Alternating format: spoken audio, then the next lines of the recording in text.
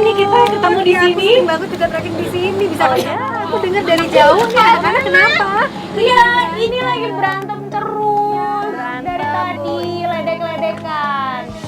Nah, ini nih Mbak Irma, akhir-akhir ini anak-anak aku ketiganya itu saling ejek gitu. Dan selain ejek juga, mereka tuh jadi kesannya kayak membuli. Nah, aku juga melihat ya berita yang viral akhir-akhir ini tentang pembulian. Aku takut anakku menjadi korbannya dan juga pelakunya gitu. Nah, bagaimana sih menurut Mbak Irma cara aku mengatasi anak yang cenderung ada memiliki ini ya, punya agresivitas seperti itu.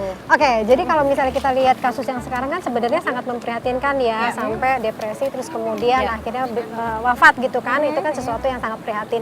Jadi kalau kita bicara tentang bully itu sendiri atau intimidasi, itu sebetulnya ada banyak faktor penyebabnya ya. Bisa dari keluarga, bisa dari personal anak itu sendiri atau mungkin lingkungan sekolah ya.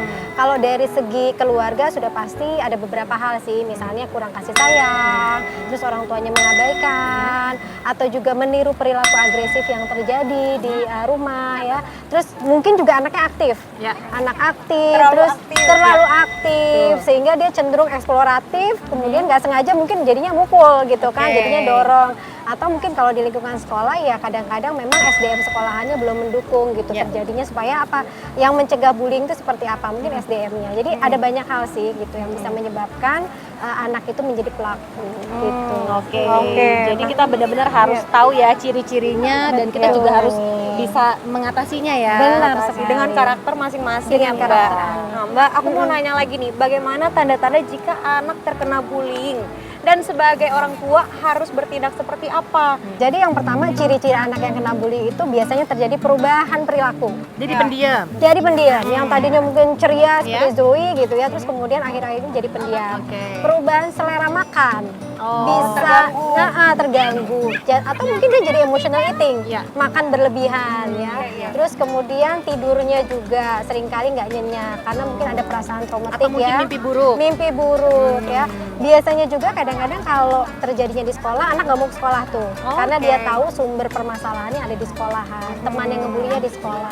Terus kemudian juga biasanya dia seringkali juga lebih agresif, gitu ya, yang tadinya mungkin dia cenderung pendiam, terus kemudian dia mukul, dia dorong, berkata kasar ya. Jadi banyak sekali terjadi perubahan perilaku pada anak yang memang mengalami gangguan akibat intimidasi atau bullying tadi. Sekarang pertanyaan berikutnya adalah bagaimana caranya mengatasinya gitu ya. Yang pasti sih yang pertama, orang tua itu harus sigap dan cekatan terhadap tanda-tanda perubahan perilaku tadi ya. Terus kemudian jangan menghakimi. Terus kemudian kita bisa sampaikan pada anak apapun yang kamu ingin ceritakan, itu kami mendengarkan gitu. Ada nggak yang bisa ibu bantu? Lalu yang berikutnya adalah cek tanda-tanda yang ada pada tubuh. Gitu, apakah ada luka lebam, kemudian goresan dan lain sebagainya, itu segera harus kita tolong ya. Pasti harus diobati. Lalu yang paling penting sih kemudian kita menguatkan anak agar mereka tuh nggak jadi pelaku bully atau juga jadi korban. Jadi mereka harus stand up sama dirinya sendiri, ngebela dirinya sendiri, itu yang paling benar. Oke, Kakak Zoe sama Abang Zek tadi udah ledek-ledekan, sekarang yuk minta maaf. Minta maaf, Sorry. baik abang. Abang, Sorry.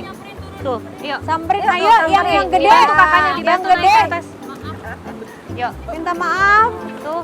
minta maaf. Peluk. Dihak. Dihak.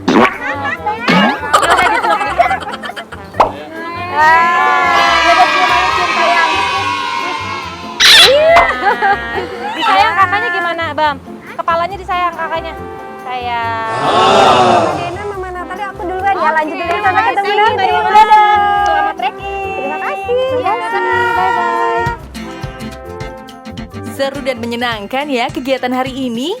Eits, tapi ada yang gak kalah seru nih. Kita intip dulu yuk kegiatan Mama Cut Meriska dan Abang Syakir.